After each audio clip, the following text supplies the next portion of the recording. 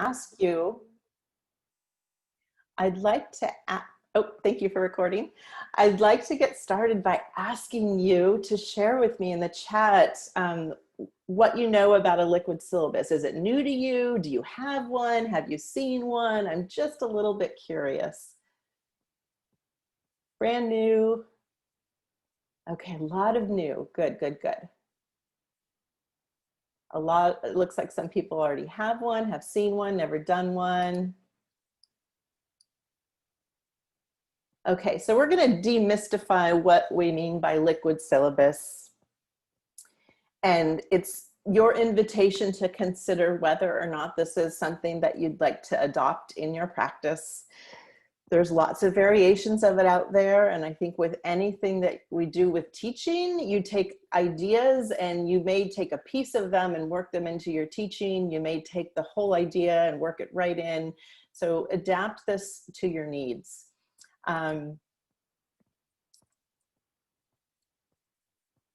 I want to start out by acknowledging that syllabus redesign is a well-known equitable practice, and this is nothing that I'm trying to suggest is brand new. We have lots of existing research-based practices that show how important it is to create a syllabus that is inviting and welcoming to all students. So I have some links on this slide if you'd like to explore them. I have a link to the CVC-OEI and @ONE Equity and Culturally Responsive Teaching in the Online Environment course. CVC-OEI and @ONE, that's the group that I work with. And I am faculty mentor for CVC-OEI and @ONE. And our equity and CRT course is facilitated by faculty from across our system, the California Community College system. Fabiola Torres, who presented yesterday, is one of our facilitators. And it's certainly been a life-changing course for many hundreds and hundreds of faculty who have taken it over the past couple of years since it was introduced. The Center for Urban Education, also known as CUE, has a fabulous syllabus resource guide that they call an inquiry tool for promoting racial and ethnic equity and equity-minded practice. So check that out. And more recently, my colleague Kim Vincent-Layton shared this fabulous article that is linked in the third bullet, the social justice syllabus design tool. And that's something you can check out. And there's also a Google site linked at the bottom by Lene Whitley-Putz and Fabiola Torres that they designed to go along with an online teaching conference workshop that they did a couple of years ago. So I just want to acknowledge that there are so many people that are focusing on syllabus redesign. And what we're going to do here is weave in this dimension of humanizing, I think, to some of these existing effective practices. So just as a friendly reminder, looping back to a slide from day one, instructor to student relationships lie at the heart of humanizing. They serve as the connective tissue between students' engagement and rigor. That relationship is where engagement begins, and it's also where rigor derives from for many students. It's critical. And when students are in a place of trauma, as they are now, it's even more important. So positive relationships emerge from trust. That's at the heart of this session today. There are no positive relationships that come out of distrust. We have to start with trust. But course syllabi often send cues of distrust and hostility. How do they do that? In the chat, how do you think they do that? Give me an example of how a syllabus might send a cue of distrust. Rules, rules, rules, punitive rules. They can seem cold, rigidity, demanding, overly dry, lots of no's, all caps, all capitals, deadlines, you must do this, authoritative. Okay, I think you got it. I didn't think I'd have to unpack that too much for you. Thank you for your contributions. And of course, also at the heart of humanizing is the fact that the students on the other side of our screen are a diverse group of humans that bring their own stories, experiences, backgrounds to our courses. We also know that they come with mindsets that are linked to, shaped by, and informed by their experiences, their stories. And these mindsets can get in the way, they can interfere with learning, because learning occurs at the intersection of thinking and feeling. So humanizing scaffolds and supports that affective domain of learning, or the feeling. One of the mindsets that can influence the performance of individuals in higher education, as well as in life in general, is imposter syndrome, also known as imposterism, goes by different names. Let me know in the chat if this is a new concept to you. I'm just curious. Not new to you, new. Okay, so it's not new to some of you and it is new to others. Yeah, this is something that I wish I had professors that had shared this with me when I was in grad school. Most professionals learn about imposter syndrome later in life. And imposter syndrome is an individual's belief that he or she is an intellectual fraud who will soon be exposed. It tends to affect highly successful or highly capable individuals in many disciplines and fields. The consequences are that imposterism prevents the sharing of one's ideas because we are always so critical of it. If you're someone who has recognized your emotional armor as perfectionism, I would expect that you are relating to this idea right now. You have a compulsion to be the very best. Superhuman expectations are what you hold for yourself. You have a fear of failure and exposure, denial of your own abilities, discount of praise, fear of or guilt about success. Yeah, explains crying through grad school, Karen. I feel you. Absolutely. Yeah, this is a deep one. I'm not going to play this video now, but I want to encourage you to loop back to it and watch this video. It might provide some self-care for you.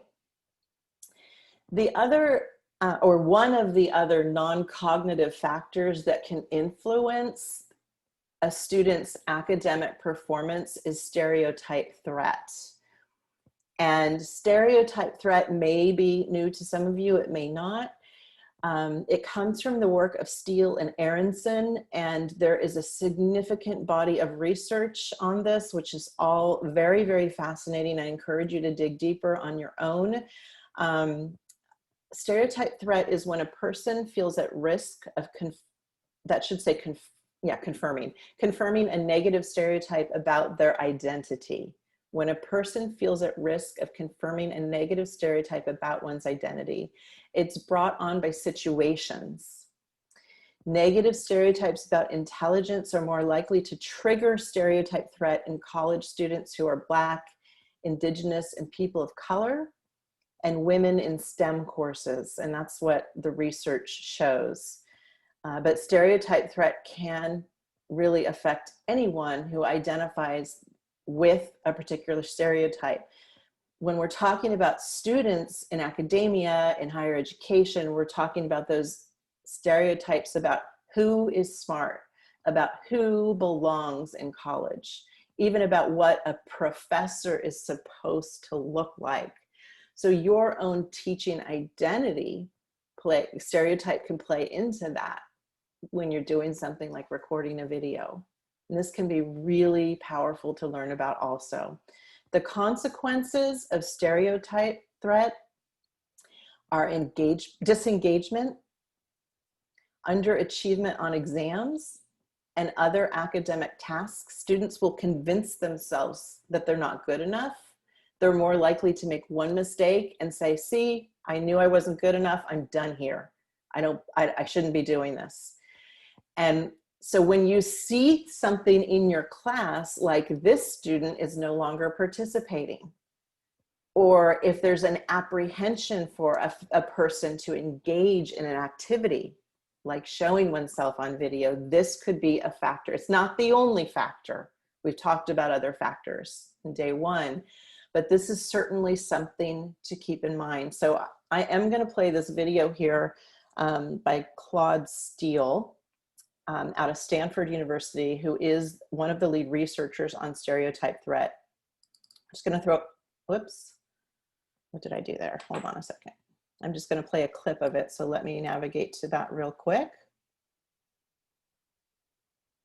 And I want you to pay attention particularly to the second part when he talks about what we can do to mitigate stereotype threat.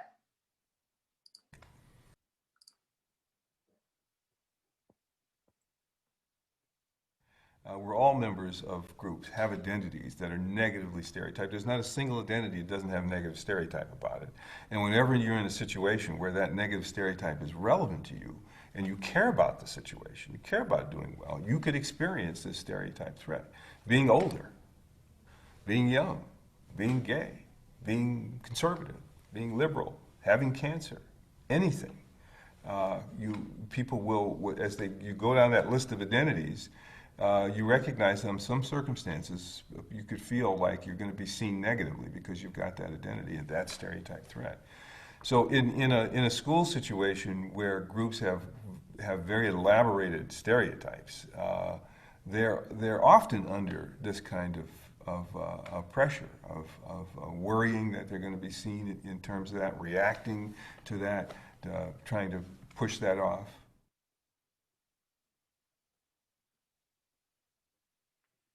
Well, if stereotype threat and identity threat are the problem in a situation, then what you need to focus on is building a sense of identity safety in the classroom or in the workplace.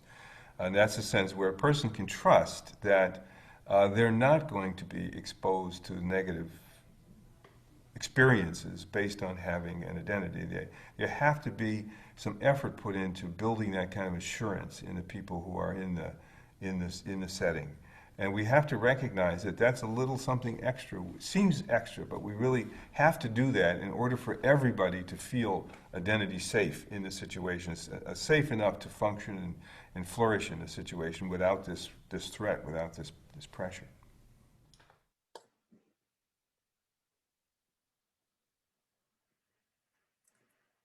As much as we can, we have to attend to these things. They really do make a difference. We have to, in classrooms, a part of allowing students from these groups a sense of safety in the classroom involves representing the classroom, the cues in it, as valuing identities and as seeing them as positive and as valuing the diversity that people bring to an enterprise like schooling.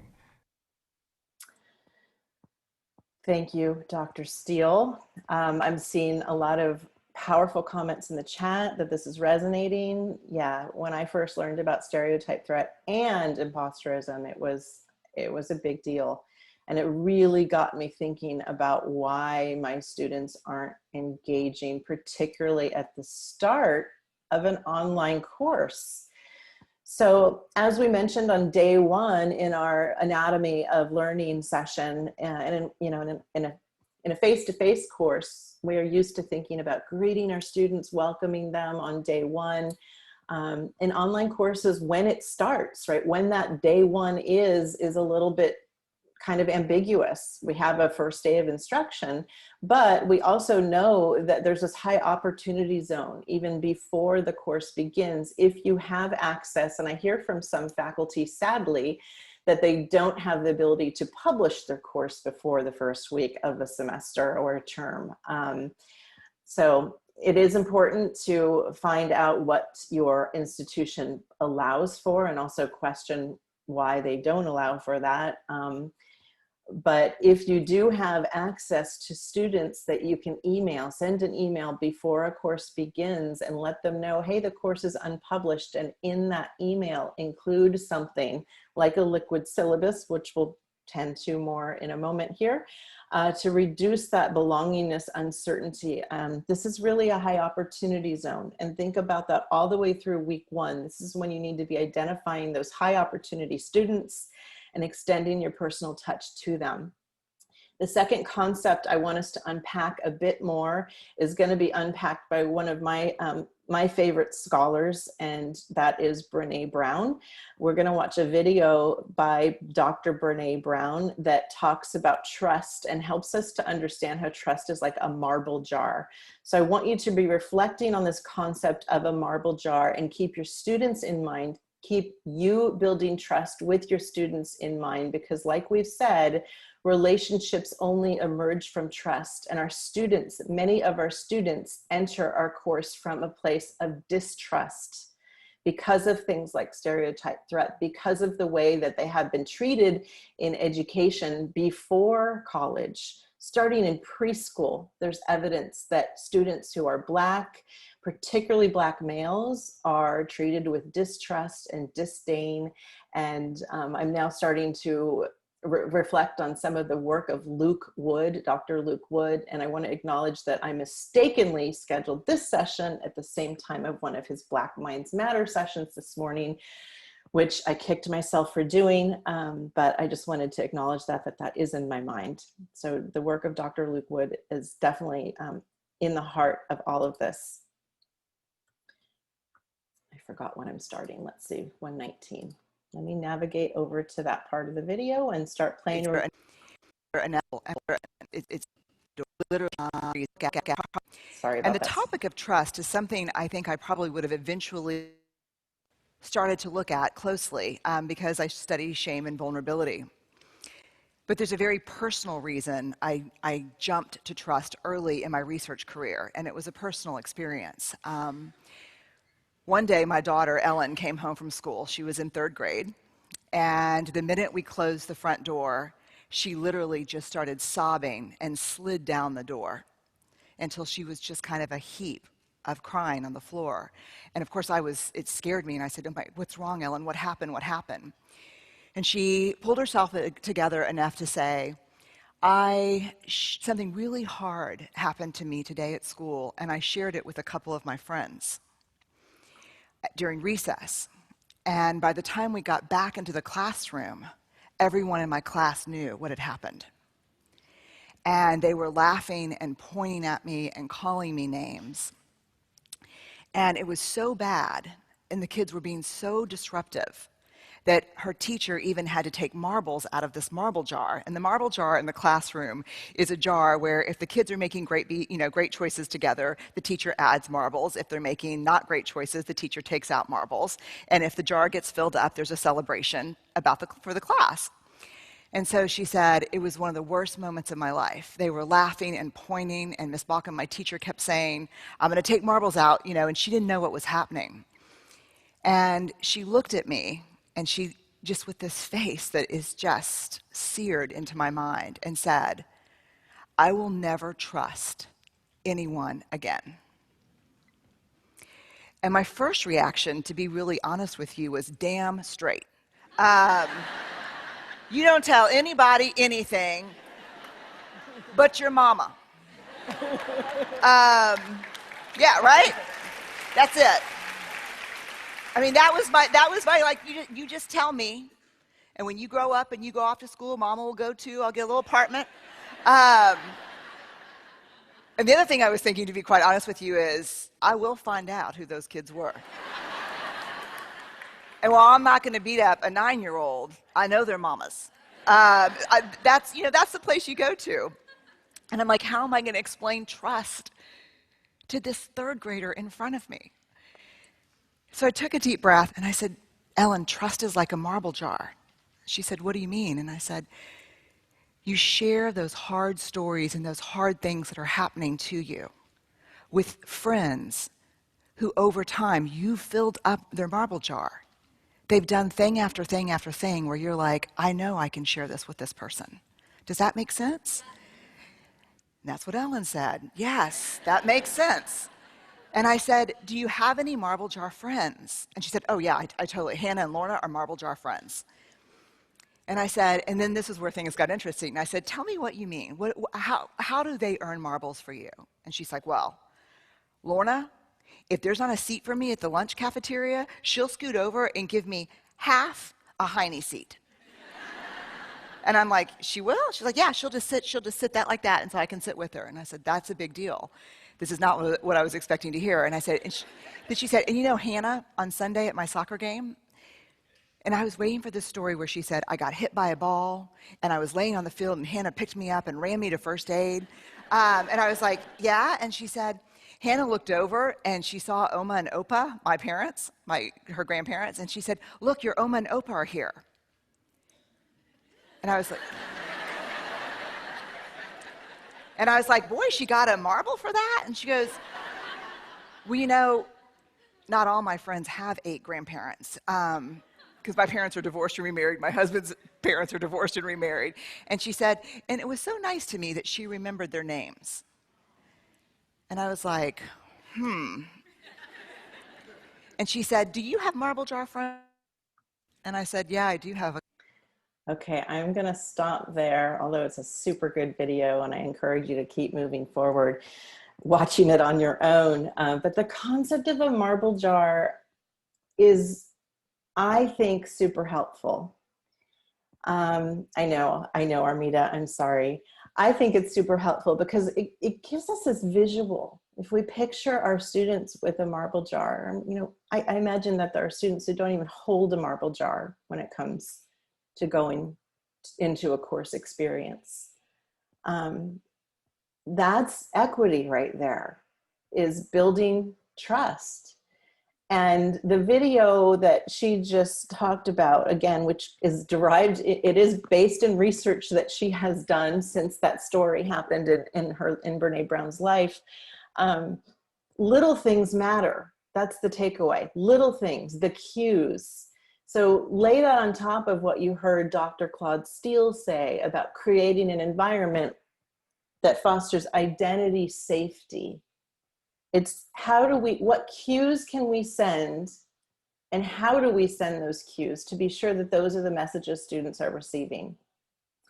So now we're going to transition over to the liquid syllabus side, and I'm going to show a video about what I mean by liquid syllabus, just to introduce it, and then we're going to talk more about what goes into it. So this is called Benefits of a Liquid Syllabus, but it is just some of the benefits. I wish I could retitle it. And yeah, Laverne is asking, can you give an example of a cue? So a cue is, you know, a message. What messages does our course send to different students? And I think I'll answer that question as we move forward. I know what you're thinking. I have a syllabus, and I've worked really hard on it. So why should I take the time to also create a liquid syllabus? And what does that mean anyway? After all, I already have my syllabus online in the form of a PDF, and I know all my students can access it in Canvas. But folks, the thing is, when your syllabus is behind a login screen, it may be tough for students to get to it from their phone. And no matter how lovely it looks on a computer, reading it on a mobile device is tough. The information in that syllabus is important, right? The bottom line is, when we use tools designed for print products, they don't result in mobile-friendly experiences. And that's not good for our students. How might things change if you used a website tool like Google Sites or WordPress to create a liquid version of your syllabus? For just a moment, imagine being a student. It's the start of your first semester in college, and the week before class starts, you check your email and you get a friendly welcome message from your sociology instructor. It includes a button at the bottom to check the syllabus. You tap that button with your finger, and instantly you go to a syllabus that's easy to read and experience with the swipe of your finger. And you also discover something pretty special at the top. Hi scholars, my name is Katie Whitman Conklin and I'm going to be your instructor this semester. A little bit about me. I lived in the Central Valley of California for a lot of years with my husband and children while he was stationed there with the Navy. And when he retired, we moved to northern Idaho, where we now live with our kids on a family ranch. You think to yourself, hey, I'm going to love this class. I can't wait to get started. But you know what? That's not the only benefit of a liquid syllabus. Since it lives on the web, it's shareable with a simple link. That means you can place that link in as many other places as you'd like. How about adding it next to your course description in your college's class schedule, or on your profile page on your college website, or a link on your own professional website? And you know what can really help promote your course and encourage more students to enroll? That's right, share it on Twitter. When we design with web tools, we create mobile-friendly content that supports our students in so many ways. It also lets them know we care. So hopefully that gets us started with thinking about cues, an example of a cue, right? So if you're on a phone and you get something sent to you that doesn't open on a phone, or it just says click here to view, and then you haven't started the semester yet and you have to log in. Those are cues. Those are sending cues, and it might send different cues to different students. For some people, it might not be an issue. For others, they might realize, I don't know how to log into this course, and then have to go figure that out. But the phone part of it is a big deal. So some of the cues would be, if we publish it publicly, so it's simply a public link that's easy to get to and clickable. We know that most students, when they most student age people, when they access content, and check email, it's usually on the phone. And using a website creation tool allows us to do that. There's no download, there's no application needed other than a browser that's already built into a phone. So we want to make it easy to get to. And again, website creation tools, there's lots of them out there. You are going to hear me talking about Google Sites when I work with faculty all across the state of California. And what I hear is that most faculty don't have access to a web space.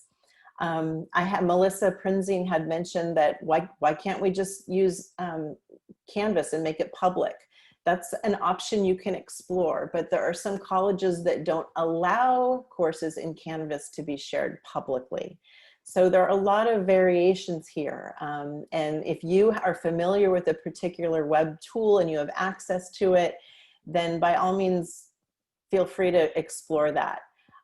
The resources that we've prepared for you will walk you through how to use Google Sites. And I also want to address the note at the bottom of the screen here that your liquid syllabus will need to meet web accessibility standards. The degree to which you can make your site accessible as you build it is influenced by the tool that you choose. So Google Sites has done, in my opinion, a very good job of building in accessibility and making it easy to make a site accessible. When you add content, for example, like videos, as was just mentioned in the chat, those videos do need to be accurately captioned. Let's drill into that phone topic a little bit more. Nationally, this is based on a study from EduCause in 2020. More community college students, 96% of them own a smartphone than a laptop. So that's something to keep in mind. And as we are going into a semester here where students they're not students that have said, hey, I want to take that class online. These are students that now have to take that class online. These are students that may have relied upon computers on campus to access the digital components of a course. And that's no longer available to them. So this is a big deal. And also, when we consider making our learning environments phone friendly, that is an anti-racist strategy.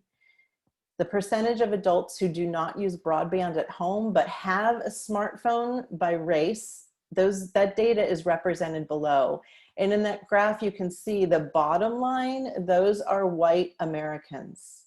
The middle line, those are Black American adults. And the top line are Hispanic Americans. So that is really important to remember. Smartphones are the access point for the internet for many people, particularly the data shows, I'll go back a slide, by those who are low income, who are younger, and who are Black or Hispanic. That's according to the Pew Research data. Also include a brief imperfect welcome video, embed it right there at the top. And I got teary this morning when I looked at our video page from yesterday, the videos that had been shared, and I actually grabbed 2 of them and I put them right on the slide. So these 2 videos that you see here were created just yesterday by 2 of our Humanizing Challenge participants. This one's by Vivian Varela. Welcome to the very first offering of Intro to LBGT Studies, Fall 2020 at Mendocino College. I am so excited that you're here. This class will really focus on diversity, inclusion, and presence, both mine and yours, and I'm looking forward to having you in class. A bit of fun facts about me. I identify as she, her, hers. I am cisgendered, pansexual, and I didn't come out until age 50. We will get through this class together. We cannot go it alone. We need each other. Okay, I'm just not going to play the whole thing, but it's there for you to go back and watch. And I want to play a clip of Carlos Manuel Chavarria's video also. Hi, I'm Professor Carlos Manuel Chavarria. I will be your professor for Introduction to Theater, Script Analysis, and Chicano and Latinx Theater. I love teaching, but I also love Harry Potter, Doctor Who, and Star Wars. In short, I'm a nerd at heart. Thank you to everyone who leaned into their emotional armor yesterday, who persevered, who took the risk to be vulnerable on video. It's really credible. And I just want to recognize everybody. I know that a lot of you are still working on videos or haven't even had time to get to them yet, but it's just been amazing to see what happened yesterday. So thank you so much. And seeing a lot of comments in the chat acknowledging the greatness of those videos also. Value diversity and community. Take time to write a teaching philosophy. And as you write it, take a step back and read it and ask yourself, how can I ensure that diversity and community are embraced as assets in your teaching community, in your teaching philosophy? So this is an example one right here that I wrote, that I use in my own liquid syllabus. You are welcome to adapt it without my permission. If you use it in a non-student facing resource, like a faculty development resource, I just ask for attribution. So that's something to think about, a teaching philosophy. Be a learning partner. Create a pact and include that in your liquid syllabus. Remember, you're thinking about cues that you're sending to your students at the start of a course, even before the start of a course. If you can cue them that they're not in this alone, that you are a partner in their learning, just like the way those videos did, then you are on the right track. This is how we create identity safety. So in your learning pact, include what your students can expect from you and what you will expect from them.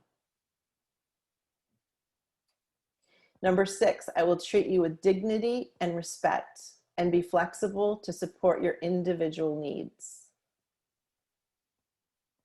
What is it that you would include in your learning pact? And how could you include your students so that they have an opportunity to help build your pact with you? What I like to do is include number 8 that says, is there anything else you'd like to add to this list, and get them thinking about that. And then when they're in the course, they have a discussion that I've posted with the pact in it again. It may be the first time they've seen it, it may be the second time, but I ask them to either leave a reply saying you agree to our pact or add something to either one of these columns, and then it becomes a discussion. Redesign your policies with welcoming language. So one of the policies that I bet is in your syllabus is something about late assignments. This is often where we see red text, right? So the unwelcoming example, no late assignments are accepted. I understand things will happen during the semester, but a deadline is a deadline. This lesson will serve you well in your future job.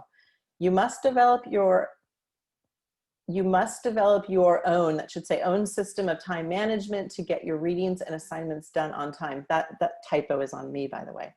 And then a welcoming example, every assignment has a due date. I expect you to strive to submit each assignment by the due date. And then let students know why. This ensures I have an opportunity to give you feedback, and missing a due date in an online class often leads to missing another due date. You see that in online courses. Getting behind is overwhelming, and it can derail your ability to make progress towards our learning goals, and I want you to succeed. Late assignments will be marked down 10% each day, and if you want to avoid that penalty, all you need to do is send me a message when you anticipate a problem. Propose an extension. We'll come to an agreement together. So really encouraging that interaction. And again, the tone of all of this helps students feel more comfortable because they're going to feel like it's an environment where they're not going to get shot down if they ask for assistance and help. Use easy to use language, avoid academic jargon. Take a look at the words that you use. Sometimes we're so unaware of using acronyms and maybe discipline specific phrases that you learned in grad school. Be concise and clear. Stop as you're writing and ask yourself, what am I trying to say? And how can I say this more succinctly and more clearly? Redesign policies. Oops, I just said that. Sorry, I went back instead of forward. And also with a liquid syllabus, it makes it so much easier to make an environment that is visual and easy to scan. Use color with sufficient contrast. That's an accessibility tip right there. Don't make everything black and white, right? Use color. It's engaging, but you just want to be sure that the contrast between the color and the background is sufficient so that individuals with lower vision can see what it is that you're creating. And also, colors vary by monitor, so it's going to look a little different on another person's screen. So that contrast is important for that reason too. When you insert images onto pages, include alt text to ensure images are accessible to all. And the resource that we have for you guides you through all of this. Accessibility is baked into every step that we have in the resource I'm going to share with you in just a moment. When you're looking for images, use images of people that represent the students you serve. Start your search in an image repository with share-friendly copyright. Images in image repositories, then you know the license that they've been shared with. If you just go to Google and put images in your content from Google, you don't know who made them, and you most likely are violating that person's copyright. So start with an image repository, take note of the conditions that they specify are to be followed when you reuse the image, and that makes things so much easier. And Unsplash is one that I really appreciate. Use headings and subheadings to organize your content. Again, that is an accessibility tip. Not only does it make it easy to use, but it makes it easier to scan content for screen readers that are used by people who are blind. And use bulleted lists, just like you see in this example here. Bulleted lists help the eye to kind of track content on a page instead of just one big long paragraph. Include links. Links are great. Think about what links you could include to really connect students with the resources that they need to support their individual needs. But when you add those links, make them descriptive. I've got two examples of links on this page. So if you simply paste a link or a URL like this one here next to the sad face, that first bullet, that's not a descriptive link. So when students are looking at your page and when screen readers are navigating your page, this is what they read. The screen reader will actually read that and the person reads that. So it's like, I don't know what that is.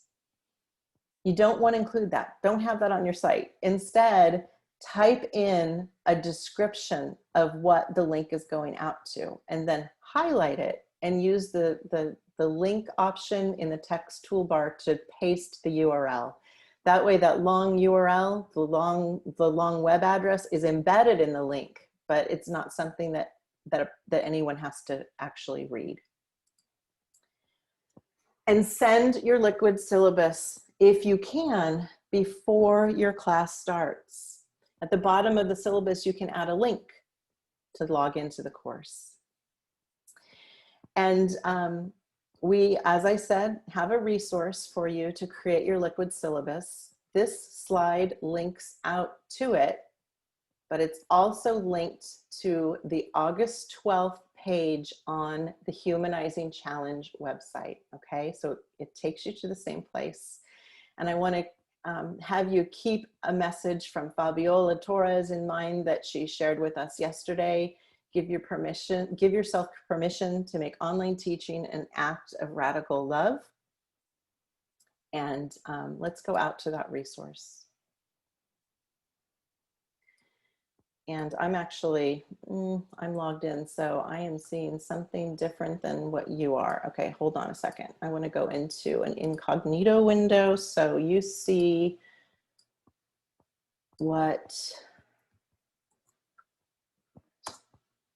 I want it to look the way it's going to look when you go out to it. Okay, so is that the right one? Yeah. So this is what it will look like to you. You will be taken directly to a home page. You will be greeted by me, and I am happy to share. Oh, and Helen has shared the link to the page. Thank you, or the link to the course. I'm saying course, this is designed in Canvas, but as the video on this page explains, it's simply using Canvas kind of like a website, okay? So it is shared publicly, and I'm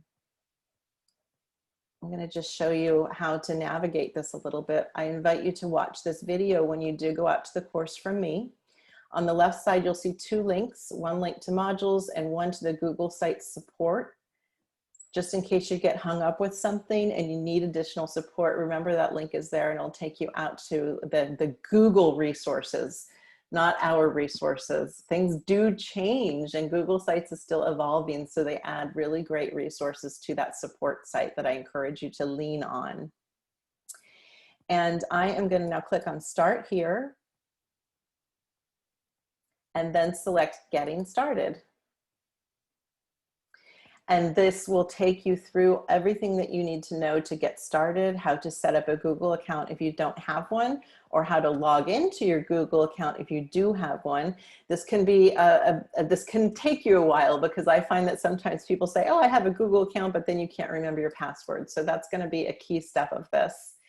Again, a little bit more about the existing scholarship, and some more contextual information and examples about language, just to help guide you.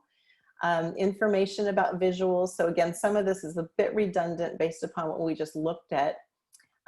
Here's the video that you saw. And after we get through some of the introductory pages, you'll get to a page with lots of examples, and we can take a look at some of these examples. I'm going to open just a couple of them here. Let's go out to Mika Lisick from Sierra College. This is her History 27, Women in American History. Hey class, and welcome to your syllabus. My name is Mika Lisick, and I want to officially and formally welcome you to our class. So if you can have a little bit of time and make your way through the syllabus, this has all of the really vital information you need to know. Okay, so you see the videos embedded at the top. Her homepage is concise. She's got additional pages over here on the left for course essentials and goals. So different content that can be accessed through the different pages. I encourage you to check these things out on a phone so you can see how they operate on a phone. I think that's one of the most valuable things to do. I want to also open, let's see, this one here by Robert. Hey everybody, welcome to your online sociology class. I am your professor, Robert Wanzer, and you found the syllabus. The syllabus has all kinds of useful information on it, things like assignments, discussions, quizzes and exams, policies, and most importantly, resources and things that might be helpful for you to know. Let me know if you have any questions. I am here to help. You can message me through Canvas or my email address, and that is robert.wanzer@canyons.edu. You'll find that in the syllabus as well. I look forward to seeing you online. Let me know if there's anything I can do to help you be successful. That's literally what I'm here for. I will be here waiting for you to be successful. So let me know. Have a good class. I love that ending.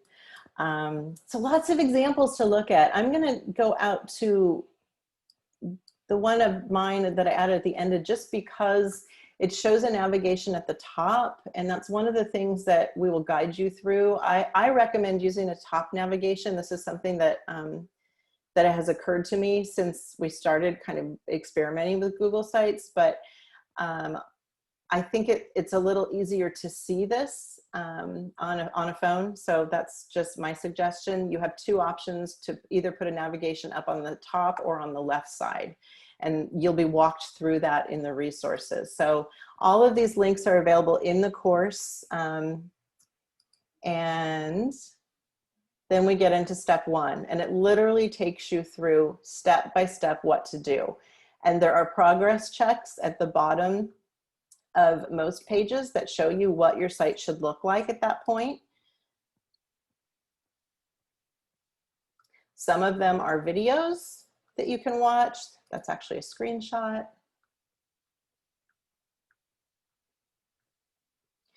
Some of you aren't going to need this much support. Some of you will. Okay, so you'll find some how-to videos in here. This one shows you how to copy a section to make it a little, just kind of go forward a little bit further.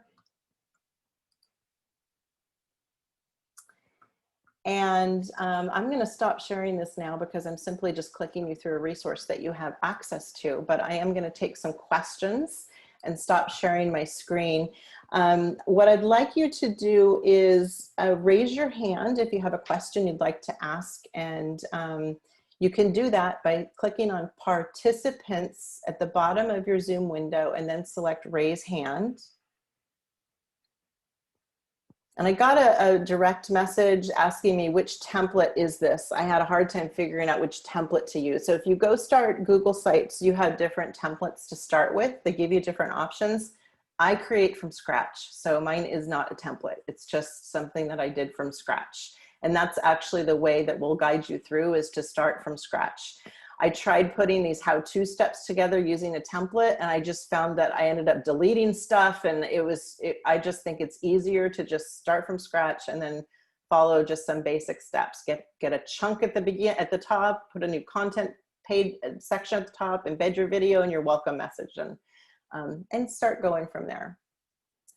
And I'm going to take a question. So I'm going to look for names that I haven't had interactions yet with over the first 3 days. So I think Joel Friedman is a new name, and let me be sure that you can unmute yourself.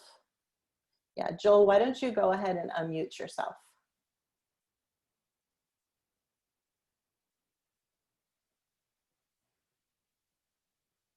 Joel Friedman?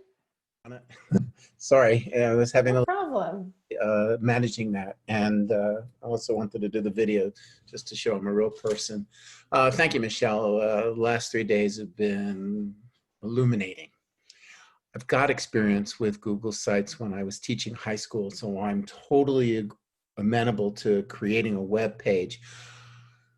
I'm running out of time, and I've been creating a syllabus with lots of links and all kinds of things, and I'm wondering does the Canvas page translate into the phone, I guess, good enough for the time being? From what I understand, it does, but can I trust that? I think that if you're there and if you're at that point and you can make that content, if you can make it public, that would be ideal. Check and see if that's an option at your institution. It might not be. I think each of you need to do what you can do. This might be something you want to try next semester or a year from now. Some of you are ready to jump in now. You need to be very mindful of where you are. Keep all of the stuff about emotional armor and perfectionism. And I know we want to do everything at once, but we can't. And you need to have time in your practice to be there for your students, right? So no, don't spend time building a Google site because your students need you to interact with them. And that's where your time should be focused if that's I appreciate it. Yeah, thank you. Absolutely. I'm going to now ask Diana Vera Alba. Would you like to unmute yourself and ask your question?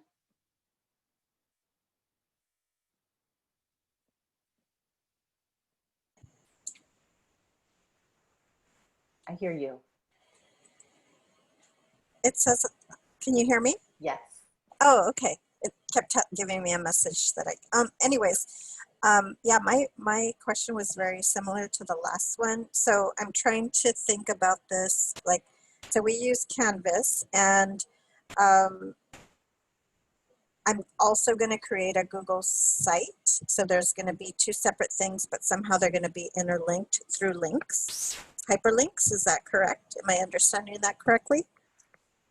Yep, absolutely.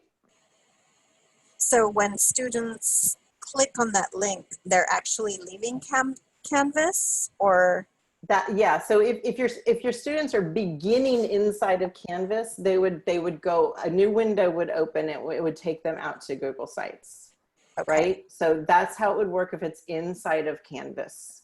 If they're not inside of Canvas, if they're just checking their email, if you're trying to get something to them before they've even ever logged into your course, which is the strategy that we're modeling here, then they just have to click on a link in email and bam, they're right there. Okay, so here's what I encourage everyone to do. I see a lot of questions about, will this work? Will that work? Ask yourself, where are you meeting your students? And if your intention is to meet them before your class starts, then here's what I want you to do. Email the link that you're thinking about to yourself. Open up your smartphone, check your email, and click on the link and see what happens. If it functions, if it's usable, right? If it's not hard to get into, then by all means, use it. Does that help? Yes. Good. Do you have another question, or did I answer your question? I hope I answered your question. Yeah, you answered my question. Okay, great. Yeah, I was trying to think in my mind, okay, am I building two separate things? And so Canvas and Google Sites are separate, if that's what you're going with, yeah. Yes. Okay. You can kind of think about it like Canvas and Microsoft Word, if you had got a Word doc, right? So Google Sites is just another thing, but it opens in a browser instead of an external application. Okay. All right, thank you. You're very welcome. And we're at time, but I'm going to take a few more questions. I want to respect everyone's time. And if you need to go, by all means, go. I won't take it personally. The archive of our session today will be available shortly on the Humanizing Challenge website, which is onlinenetworkofeducators.org/humanizing-challenge. Just click on the August 13 button. Yeah, the August 13 button. And right under where you see Humanizing, your Humanizing pre-course contact with the liquid syllabus, you'll see that archive appear there hopefully later today, and it will be followed by accurate captions as soon as we get those processed. So thanks for being here, everyone. I'm gonna continue to take a few questions. Teresa Langford, would you like to, I'm gonna actually unmute you, Teresa. Oh, no, you unmuted, good, go for it.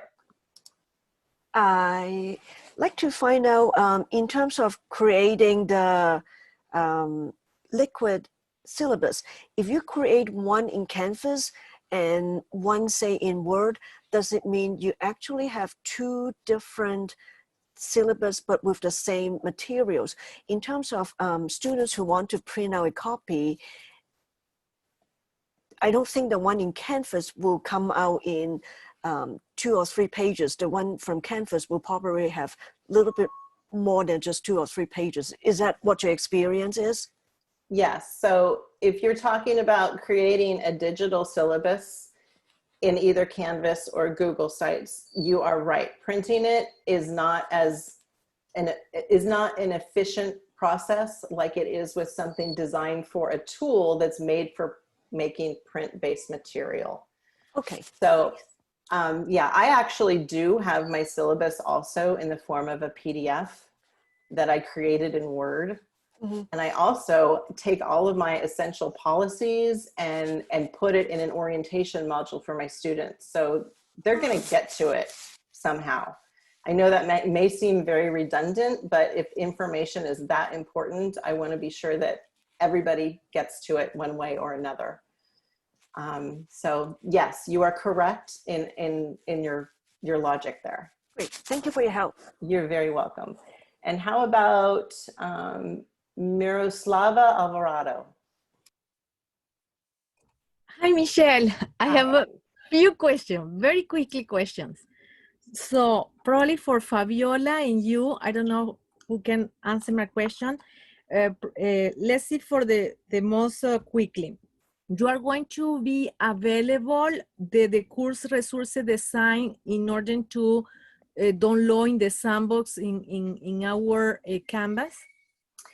So the resources are not available now for download because they haven't been shared to the Canvas Commons. They're public. So it's a link that you can have access to. And then after we get it into the Canvas Commons, then it will be available for download. So I think what I'll do is when we do that, I'll put a note on the homepage that says, download this in Canvas Commons so that you know it's there, okay? Great. The second question is, when we're recording in the syllabus. Oh, you froze, for me anyway. Huh? You hear me? You just froze on my end. Fabi, did you freeze on your end too? Okay, can you say that second question again? Okay, the second question is, we're recording in liquid syllabus. We can record it directly, or we have to do like we did this morning, go to the phone or the Zoom, and we pass to the YouTube, what we do for the liquid syllabus. Right, so the liquid syllabus, think about it like a container for your content. So you've got your liquid syllabus in Google Sites, and then you'd have to have your video over in YouTube. So the video would be in YouTube, which is why I had you focus on that yesterday for those of us who are here. So once you've got your video in YouTube, when you get to your Google site, it's just a simple matter of saying insert video, you plug in your link, and it pops in there. Okay, sounds good. Okay, but yeah, so you cannot record directly in the Google site. Thank you for your questions. For the clips, I have, because I want to do like a clips thing, but I have Android. I don't know if I have to load something, or how can I do? I don't know. Bobby, you want to answer that one? You have. I am so sorry, but Clips is only for iOS devices. So iPads, iPhones, I'm really sorry. I hope Android comes up with something. I keep hearing Snapchat or Bitmoji. I don't use those. So I apologize, but it is restricted only to for iOS. the iPhone. Okay. And the last, very quickly, is when I record in this semester, last semester for summer, I record in Zoom. And some like little videos for my student, like samples, models, and lecture too. But when I recorded with my videos, I did 42. And also have a date and hour in, in my recorder. Do you know how to take this one out? No, I do not. And I don't know if you can, to be honest, but that would be a question to ask to Tech Connect, which is the part of, assuming that you're with a California Community College, Tech Connect, they are the ones that support Zoom in our system. But I don't think you can take that out. Yeah, probably is in the same. I don't know if I have to Camtasia Zoom. Yeah, I don't know. I don't think you can take that out. Yeah. Thank you so much. I really appreciate what this was wonderful. This Humanizing challenge. Thank you very much. Thank you for your comments and questions. Let's see. I'm going to ask Yolanda Barnes to unmute. Yolanda, what is your question today? There. I actually meant to put my hand down because I think you answered it. Oh, okay. I can't see the humanizing, what you shared in Canvas. I can't see it in my Canvas yet, correct? So it's just a link right now. You won't find it in your Canvas. Think about it just like a website. Okay. And then I'm glad you called me because I just want to thank you. This has really been a beautiful 3, 4, 5 hours and well worth my time. So all of you that presented, it's been amazing. Thank you. Thank you so much, Yolanda. Appreciate that tremendously. And how about Anya Zinoviva?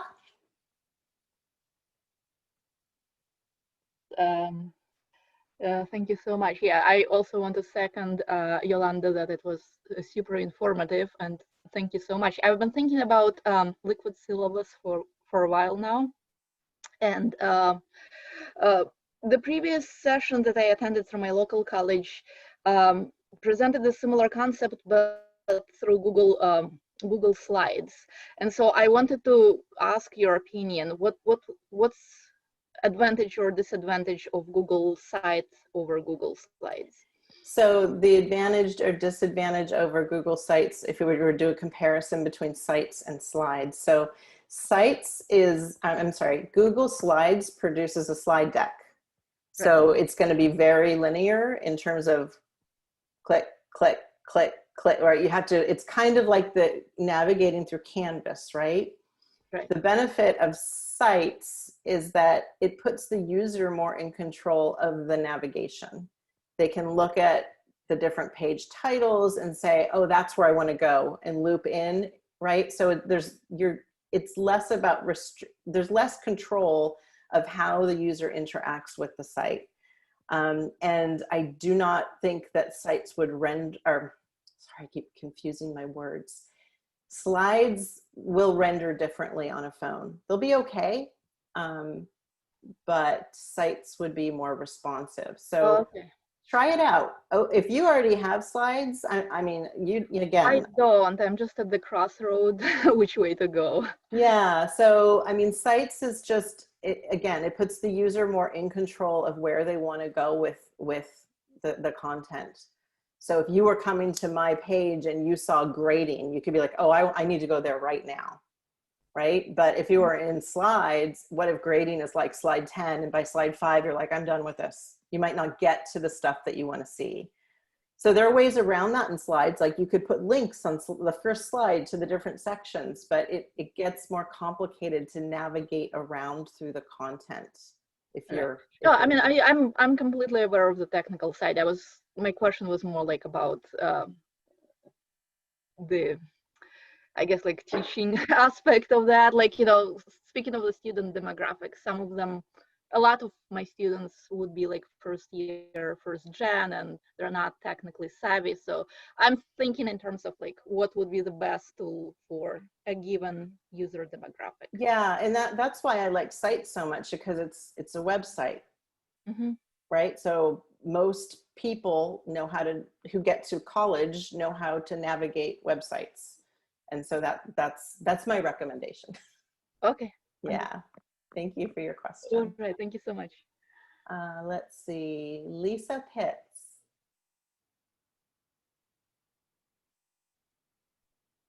Hello. Hi. I had a question. I'm an adjunct faculty at 4 different colleges. And would it be kosher to have a Google site liquid syllabus for all of my courses, as long as I don't put like, like course specific information, like contact information and all my rules are the same and stuff like that? Why not? Just leave like For once in the life of a part-timer who teaches at multiple institutions, let's make something easy for you. Thank you. Goodness, absolutely. I was just thinking, do I really want to make yet another set of syllabuses? Because, I'm already making 9, so, I feel you. That's just incredible.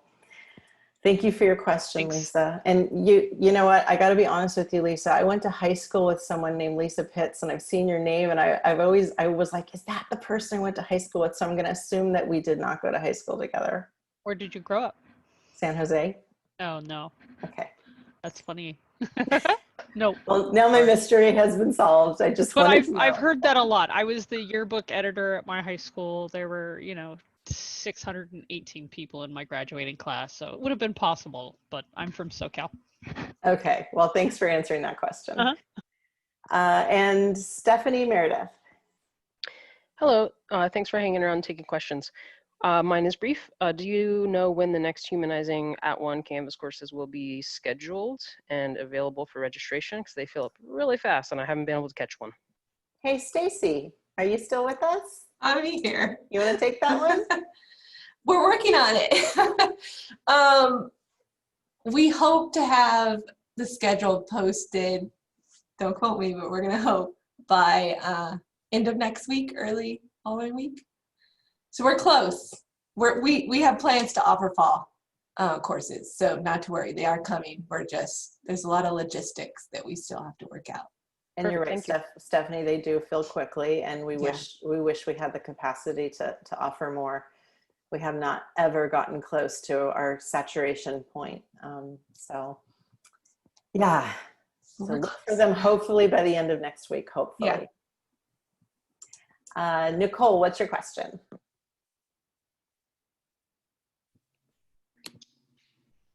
I have a couple of questions. My first question was about the pictures that you can search. When I went to put my site together, Google kind of gives you a search, like an area where you can get pictures and so. Is that okay? Because I totally use that. And I just figured it was copyrighted and it was okay. But now I'm like, I don't know how Google determines what images have been shared with the Creative Commons license. I don't know how that works. So I'm not the person to answer. I've always been skeptical. Like, how do they know that these images, I know what you're talking about. So I personally like to go to a source where I know they've been shared with the proper copyright license, and I know how to attribute them. So that's what I do. Specifically didn't use any outside pictures because I was thinking, I want to be safe. I'll just use what they provide. And now I'm like, bad idea. So maybe I'll go through and take some. I don't have a lot of them, but I did use a few. My other question was, I use my liquid syllabus specifically for pre-course content. And actually, summer was my first time doing it. So I'm like very new. So just so everyone knows. But I only placed the link for it, say, on my profile in Canvas. And it's almost like I wasn't really using it after the pre-course content. So how should I be thinking about this? Should I? So in Canvas, go to your page called Syllabus and include it there, because students are going to go to that page when they're looking for the syllabus. Okay. It's a link, so you can put it in multiple places. I put it on my homepage in the first week, and it says, if you didn't get a chance to look, I call mine a welcome package. If you didn't get a chance to see our welcome package, click here. So it's there when they come into the course. I also put a link on the syllabus page, and that's where I put the, or click here to download a printable version.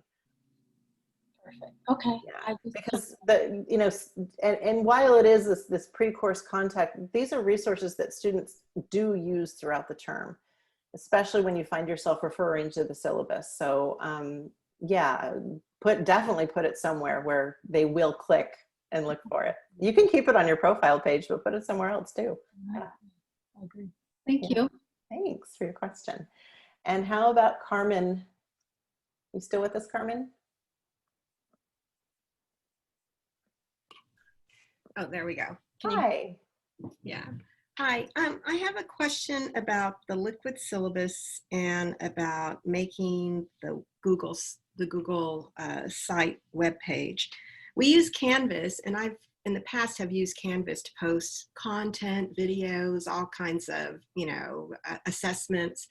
But from what I'm seeing is I could put more of the content on the Google site and save my stuff on Canvas and put assessments, you know, just use it for assessment and other things. So let me take a few steps back from that.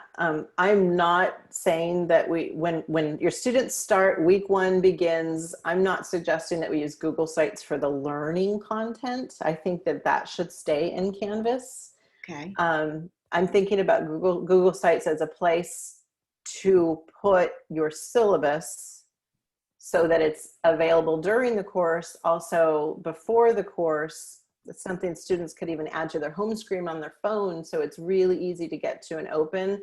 Yeah, but I'm not suggesting that the course content should be separated from assessments. I think that you want to keep kind of that continuity for your students inside of Canvas. Okay. Yeah. I mean, there might be another use for Google Sites that you come up with. I have a project that my students work on, and the project, I mean, I have almost everything in Canvas, but I have them go out to a Google site where I actually have like a grid of images for them to look at, because for me, that's hard to make in Canvas. So there could be other uses that, like specific uses that it makes sense to include throughout your course. But yeah, your instructional content should be in your modules in Canvas. Yeah. Well, the reason why I'm asking is because I teach ESL, and it's non-credit. And so I have a lot of, you know, beginners who are just starting and not very computer savvy. Yeah. They need a lot of visual support for scaffolding. Yeah. And so that's where I was thinking putting more content on the Google site, because it probably lends itself, like you said, more easily than Canvas would. Yeah, I feel you. I teach art history, so the visual nature of my discipline is really important too, and that's why I lean on third-party tools like VoiceThread to make it very image-centric. So yeah, that's hard. That's a struggle. I guess one of the things that I try to think about is for consistency, since we have students who are now going to be accessing multiple courses online, the more consistency for like just a starting point, like, oh, I use Canvas for this course. I've got like, then we're kind of reducing that cognitive load. So I think that's probably something you're going to have to wrestle with, but those are my thoughts, Carmen. Okay, thank you. Good luck. And how about Ed Bernard? There we go. Can you see me? Yes. Hi, Ed. Hi, Michelle, my old teacher, my former teacher, not old. And love everything you and Stacy do. Nice to see you. Yeah, I have a comment for both Carmen, who I'm also a ESL teacher, and also I forget the name of the woman who asked about Google Slides. So I think trying to keep our materials bite-sized especially for ESL and our students overwhelmed by content. I found that I like to use Google Docs because it's just one page. I use it not, as you said, not to put too much learning material, but more informal visuals and personal content that's friendly and sort of what's the word? Supplemental material if they want to do extra work. And I put links in Google Docs. I have used Google Slides, and it sends to their phone via Remind. You're familiar with Remind? Mm-hmm. Texting app, right? Yeah, but when you use Google Docs, you save it to, you could save as a, you could publish it to the web, it's called. There's an option, publish to the web. And then it comes out as a link, and the link could go to Zoom chat, the link could go to Remind, and then they just click on it on their phone and there they go. They just have a page of content instead of a whole website. So I understand what you're saying. It's good to have multiple places to go, but focusing on getting it to their phone is a good idea. Yeah. Thanks for sharing. Yeah, thank you. Thank you. Let's see, Karina Diaz. Hi, I apologize for the name. My girlfriend, we had some confusion with the accounts. Anyway, no problem. I have a question for you regarding student feedback on the liquid syllabus. Have you used the liquid syllabus in your classes, or anyone here? And what are the students saying about it? Do they like it? Do you think that it's, I don't know, difficult to navigate? I don't know. I want to get some of your feedback. So the feedback I've received is that it's beautiful, and thank you for putting so much time into it. That's the feedback I've received. Thank you. I don't know if anyone else has, and I love your question. And I am going to be more intentional to start collecting student feedback. I actually think that this would be an amazing practice to do some research, use some data. Fabi, do you have any feedback? I know you've used a liquid syllabus. So I embed my liquid syllabus in my campus directory. So what happens is when a student Googles my name, my professional identity comes up as instructor of ethnic studies at Glendale Community College. And it has my email number, and then it has my web page or my liquid syllabus. I have a landing page because I have 3 syllabi connected to it. So then a student clicks on it. So it ends up becoming a great marketing tool to say, hey, come on into my class. Great idea. It's great for part-timers. It's great to build that professional digital footprint as well. Thank you for sharing that. So look, let me just show you something real quick. I just did a Google search for Fabi, and this is what I found. Is this the link right here? Yep. Yes, it is. And there we go. So you'll find this example in our course. I put Fabi's example under a heading that's titled multi-course sites, because she has this landing page that links out to different different course. So Fabi's navigation is more complex. It is a kind of, I think, a next level, but it's a beautiful example of how you can have a simple link with multiple pages. So, and Fabi's, this is a page, and then she's got sub pages underneath every page that is specific to that individual course. So that's a great example, Fabi. I wish I had thought to ask you sooner, darn it, because that would have been beautiful to show how you use it in that way. Thank you for your question. And let's see, we're going to go to Rachel Mercy Simpson. Hi, thank you so much. I've loved this course, and I'm so grateful. Thank you. I have, the only thing I have, I'm pretty private around most social media, and I have, like, in general, I establish really long-term and fruitful, wonderful relationships. Students contact me years later, but I have had a few students who've stalked me, or who have, you know, with mental illness, and and I'm just wondering, I'm feeling, I keep a limited social media presence, and I'm just wondering about having like the video online, and also just if there are any downsides or concerns, that things I might want to consider around safety and security, that just any, you know, if there's any downside to it. Like, I love the ideas and so much of what you're teaching. So, well, first of all, I'm so sorry that you have experienced that, and of course that folds right into your experiences and the choices that, I mean, you should be making choices that you feel safe about. So that's the first thing I would say. But I think I'm going to pull Fabi in here, because Fabi had some great tips yesterday that had to do with this topic. Yes, Rachel, I've had that experience back in 2008. So something I've become very aware of is my own impression management.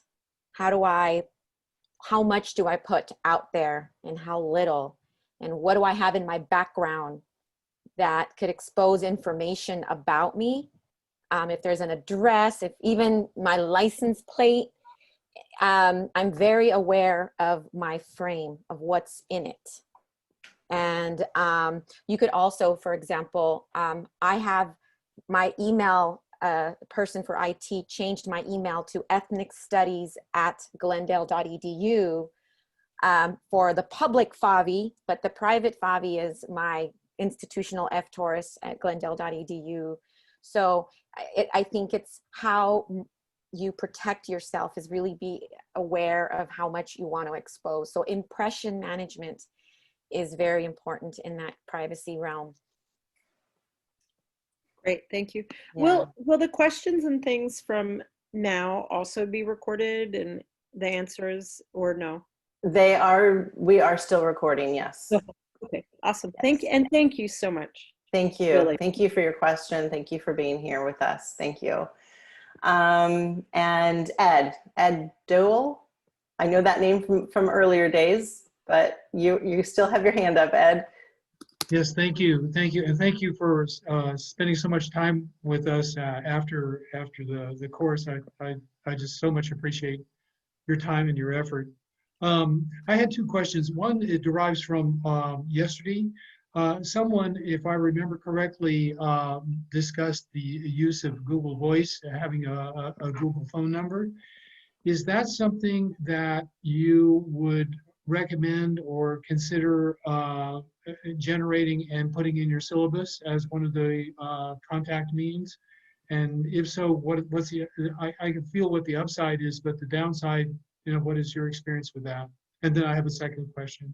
So Google Voice, for those of you who don't know, it basically, it gives you a phone number that you can give to your students, and when they call, it will actually route the call to another number without the students knowing what that other number is that it's routing it to. Okay, so in other words, my phone could ring, but my students haven't dialed my cell phone number. And Rachel's question just a moment ago, that was in my mind when when Fabi was talking, was my additional advice would be don't put your phone number, your personal phone number out there. So I have recommended Google Voice. I have used Google Voice. More and more, I don't put phone numbers on my information. I ask students to come to me, and if phone works better, then I set up a phone conversation with them.